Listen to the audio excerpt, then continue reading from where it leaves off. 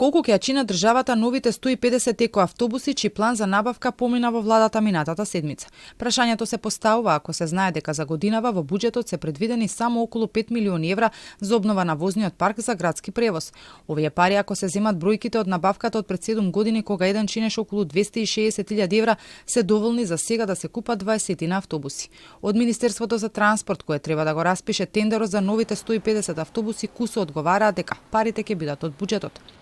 Министерството за транспорт работи во насока на распишување на нова јавна набавка за набавка на 150 еколошки автобуси за јавен превоз и 75 станици за полнење.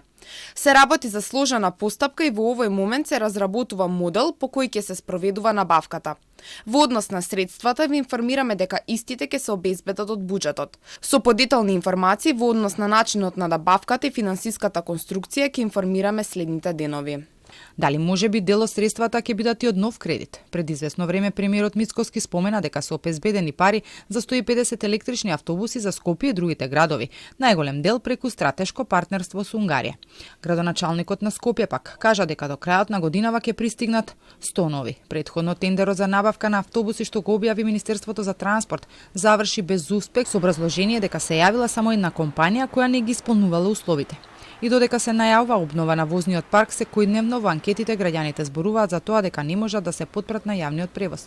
Често се случува да доцнат или пак воопшто да не дојдат, иако на таблите на автобуските постојки има возен ред на кој стои кој автобус со кој број за колку време треба да дојде.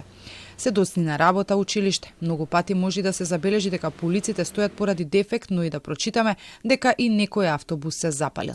Во времето пак кога градоначалник на Скопје беше Даниела Арсовска, според пишувањата во медиумите, точката за набавка на 250 екоавтобуси повеќе од 20 пати била доставена до советниците, но не била поддржана да биде дел од дневниот ред, а 2 пати кога била, советниците од ВМРО ДПМН не ја гласале.